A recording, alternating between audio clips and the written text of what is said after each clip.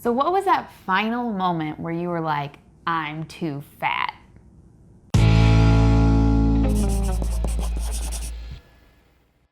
Welcome to Krocks in the Kitchen. I'm Brian. And I'm Jessica.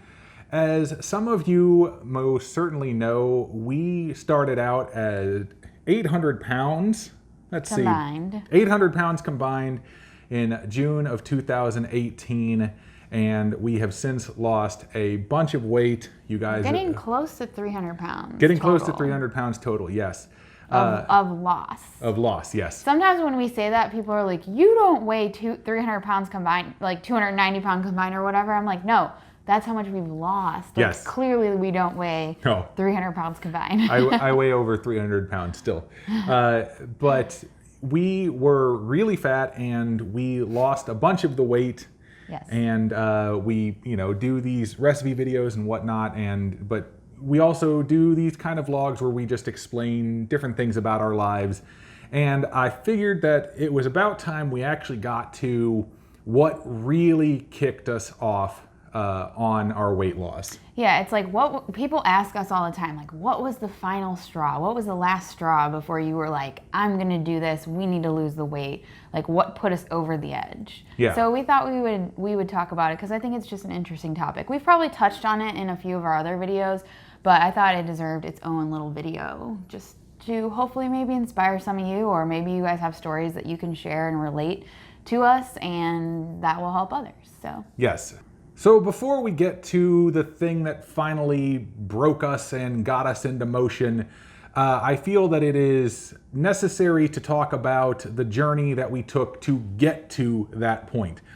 And come to think of it though, I am actually sick and tired of using the word journey to describe weight loss, because a journey sort of implies that it's fairly simple, like, oh, we're going to go on a journey, over there to that place. It's like that. Like, I think that it should be more like, an adventure, because adventure implies struggle and, bushwhacking through the wilderness and like that kind of stuff, which is really what it actually kind of is, because there's struggle that is involved in the weight loss process. But so it's not a weight loss journey anymore, it's a weight loss adventure. Yes. So that's what I'm going to try and like change my mind over to, instead of saying journey, saying adventure, because that makes more sense to me in my head. Yeah. But the build up to the thing that finally changed our minds is its own tale to be told, because I have basically been fat most of my life. I started,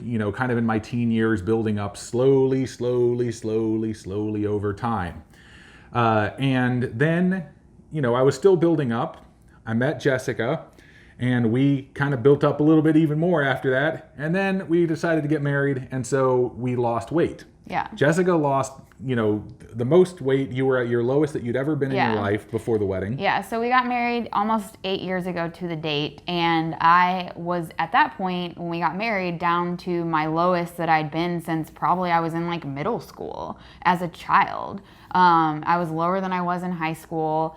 I had lost a bunch of weight, and I think it was each other that finally got, like, that was the first time I had really lost any weight in my life. Yeah. And it took like meeting you and getting fat together, getting even fatter. We were already fat, and then we got even fatter.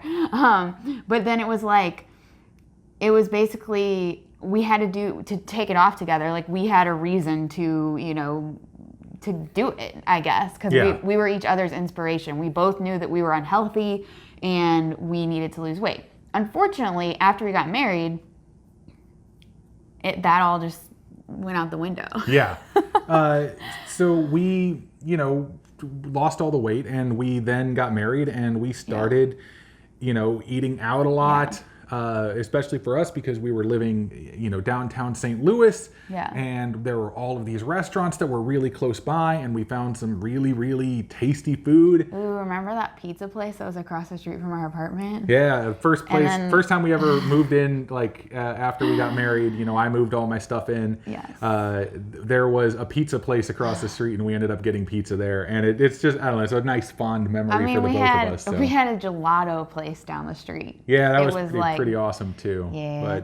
But then also I feel like I was excited to, I don't know, it was like the first time we were living together and I wanted to like make you dinner and like do all that stuff, even though usually he's the one that cooks a lot of stuff. Yeah. But it was just more, we were happy, we were married, and we ate because that's what we like to do. Yeah. And so we definitely gained a bunch of weight, and I feel like every year it was like January 1st was, like, let's lose weight. Let's lose weight. And then we maybe would make it a few weeks, maybe a month or two, and at kind of losing a few pounds here and there.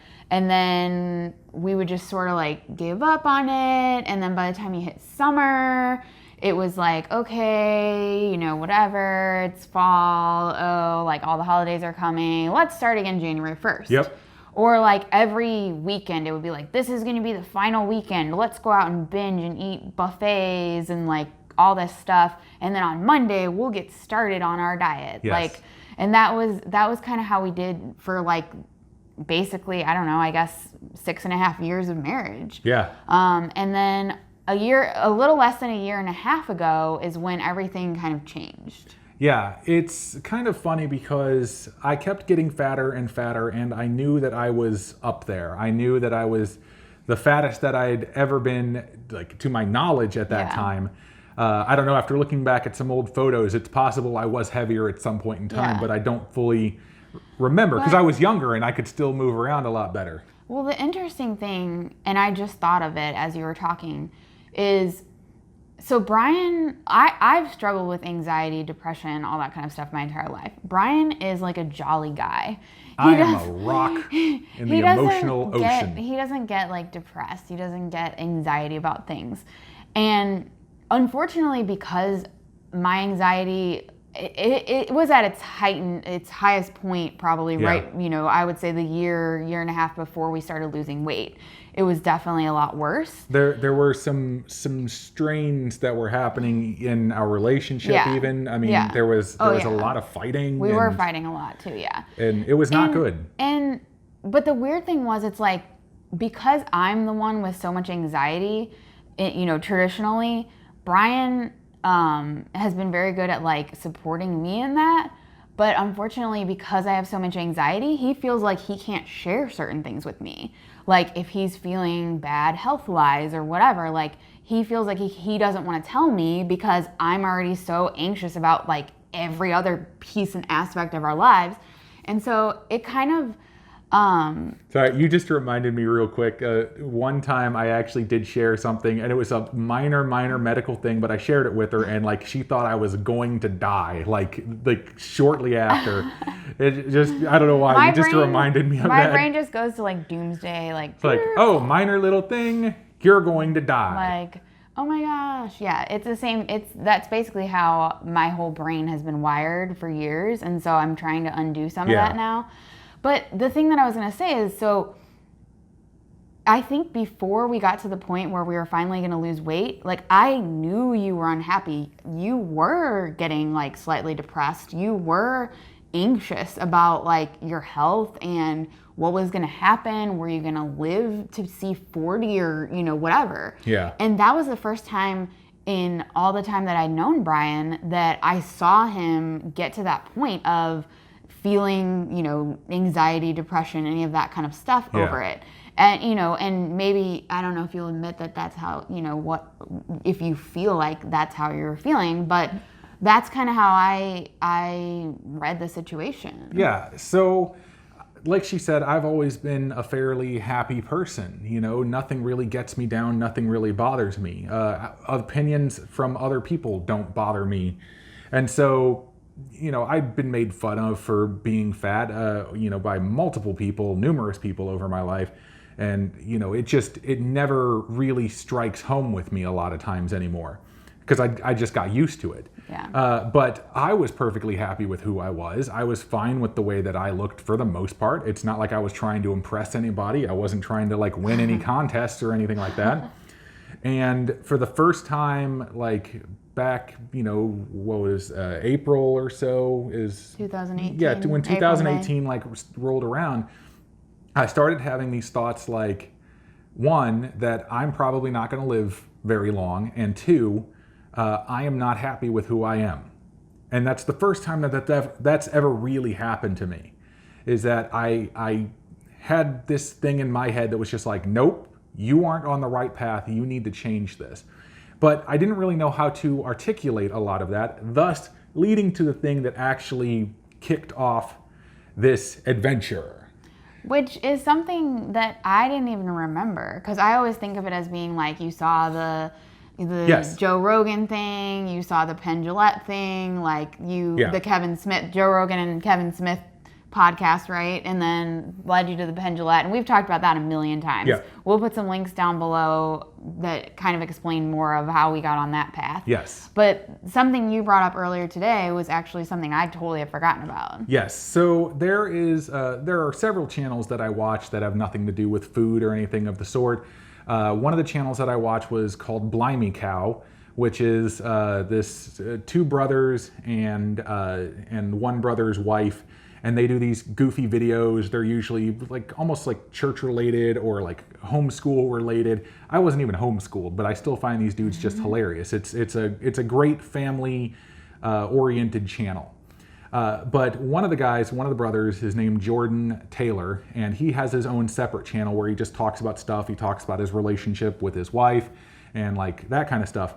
But he did a video called Waking Up at 5 a.m. is Changing My Life. And he goes through and explains in great detail about how he started waking up at 5 a.m., he stopped looking at his phone in the morning, started working out, and how it like completely centered him for, in his anxiety, in the way that he was feeling, and like it overall improved his entire life. And for me, I was like, there's no way I'm waking up at 5 a.m. I'd rather stay up later than wake up earlier. It's like, I'd rather stay up to 5 a.m. than wake up at 5 a.m. because I'm always the most creative at night, especially after midnight for some weird reason. Well, and you sent this video to me, and I do remember watching it, and I remember after that, like making a conscious effort to like not have my phone. I'm really bad at like looking at my phone in bed before I go to sleep. Like not having or waking up in the middle of the night looking at my phone. If you get messages from me on Instagram at like 2 a.m., that's probably because I just woke up and can't get back to sleep. Yes. But I'm really bad about that. And so this video kind of like, it talked about that kind of stuff and inspired me to try to change. And I know you'd sent it to me also because it was like dealing with the whole anxiety aspect and everything. Yes. So this video got me into the mindset that I could change. I knew that I should change, but this video convinced me that I could change because he did it. He did something that was very difficult for him and completely changed the way that he slept and completely changed everything about his life. Watching it, it was like, okay, I can change a tiny thing, and then over time, collectively, that can make a big impact. And that was just, it was opening us up to the idea of changing things and stopping the patterns, like stopping existing patterns. And that if one day you're like, hey, I want to stop this pattern and do something totally different, I can. And that's empowering. Yes. Which this then led to a couple weeks later, me finding the Joe Rogan video where he interviews Kevin Smith about his heart attack and then subsequent weight loss. Yeah. And then them talking about Penn Jillette doing the same thing, which then led me to, telling Jessica and getting everything started on what we were actually doing. Yeah. So that was the process that really got us to the spot where we decided to lose weight. It was me just getting information and somebody showing me that I could change, then me finding the information that showed me how I could change, and then it was understanding that somebody actually implemented this thing and did actively change their life. And so those 3 steps were really over several weeks were the thing that finally convinced us that we needed to break the pattern that we were on and start something completely different. Yeah, and I think that in order to be ready for those steps, the place that you were at mentally of feeling like you weren't the person you wanted to be, like that's what prepared you to kind of receive those, it was kind of like a domino effect. It's like, okay, you were in this place mentally, you saw this video, you know, that kind of led you down the path. I knew I had a problem and that I should change. Somebody showed me that it was possible to change. Somebody showed me how I could change. And then somebody showed me how to implement those changes for my ultimate goal. Yeah. And then somebody was like, hey, this crazy potato thing, and you like random crazy weird things. So you're just like, sure, let's do that. I was ready. I was ready to do something crazy. I think one of the reasons that we kept failing was that mentality of we'll start Monday, we'll start next week, we'll start January 1st. And just kind of bailing ship, having it be like an all or nothing thing. And if we weren't 100% on, we just kind of jump ship. But I think with this time, you were in the right headspace, and I was, you know, definitely in that I knew something needed to change. And so we picked a date on the calendar that was like 2 weeks out, and to give ourselves enough time to research and figure out what the heck we were going to do. Also to clear out the pantry and stuff clear out too, the pantry, because I'm big on not wasting like stuff that we've already bought and all that kind of stuff. What I will say though is, if you're sitting there right now and you're thinking to yourself, it's the end of October, like November's a wash because it's holidays, December's a wash because it's holidays, I'll start January 1st. It's just, I've been in that position so many times. It's like emotional for me to even think about.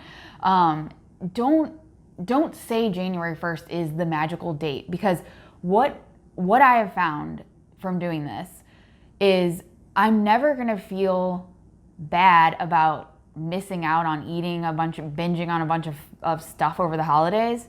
I'm gonna feel bad about delaying, you know, my weight loss or something like that. So that's what made me feel bad.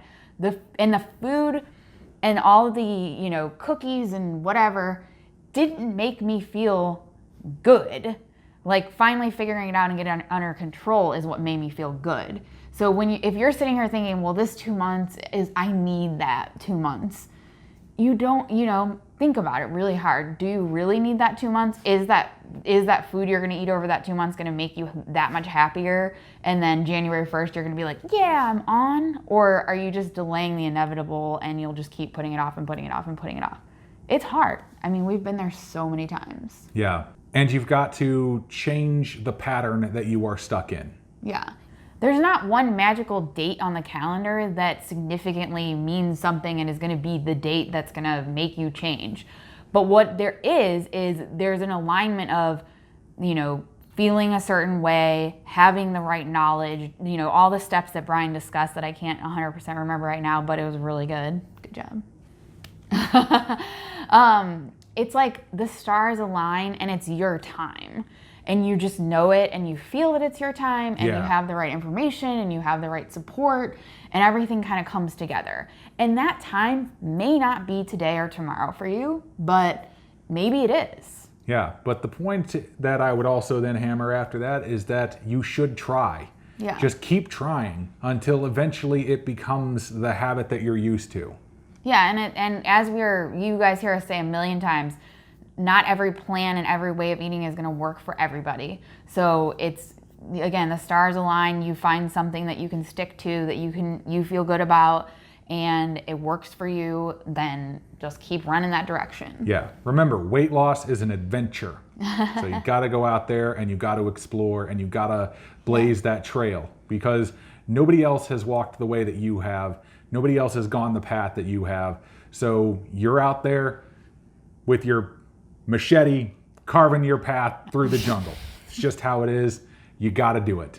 But if you are on your own adventure and you had that sort of breaking point as well, we would love to hear about it. Please comment below and let us know that thing that finally tipped it over for you. Maybe it was something as simple as watching a documentary on Netflix, or reading a book, or hearing a song. maybe it was a video on YouTube, just like for me. But I would love to hear about it and love how you all got started onto your adventures. Yeah. Especially, I want you guys to put those out there, because I want people who haven't started to go through these comments, and I want them to see the hundreds of people that are out there that love to comment on these videos, you know, it's like, oh, look, this person did this person did this person went through and lost this weight here, this person lost that weight. Like, I want people to be like inundated with stories of success. Yeah, especially since I think there are so many different ways to get there. It's really interesting to hear all the different stories, and maybe someone connects with one of them but doesn't connect with our story, but you know, connects with one of you guys. So either way, I feel like we have rattled on enough. Yeah, we've talked for a while. You're almost out of tea. Brian has a lovely cup of tea over here. It's Dorian Gray from a tea place on Granville Island in Vancouver. Yes. I actually had some hot chocolate, but unfortunately I drank it all before we actually started the video because, you know, I like my chocolate. But I will put together a recipe video for that hot chocolate if you guys are interested, so let me know. Also, if you want to talk to us or tell us your story, you can find us on Facebook and Instagram. Also, you can go to the website, crocksinthekitchen.com. That's Krocks with a K. And I believe we have comments on the posts, right? Yes, there are comments on the blog post. Yes. I'll also let you in on a little secret. What's the secret? If you want to talk to Brian, message us on Facebook. That's if you want to talk to me, message us on Instagram, because he usually checks the Facebook messages and I usually check the Instagram because we had to divide and conquer. Yes. Also, if you've messaged us on Facebook or Instagram and you don't hear back, do not worry. Sometimes, for me, at least on Instagram, I know it takes me like a week or two to get caught up at different points, but I do always try to get back to you guys. So just hang on. Even if you've seen that I read it and I haven't responded yet, we will respond, I swear. Yes, absolutely. Also, if you have not subscribed, please do so. Click that button that is down below and click the bell that is right next to it so you get all of the notifications for whenever we post a new video. This is still just incredible that you guys keep subscribing to the channel and keep growing those numbers. It's just, it's a phenomenal thing to see. So I think that's all I got. That's all I got. Wait, there is one thing. What do you think was Peef's breaking point? We will see you next time on Krocks in the Kitchen. Bye.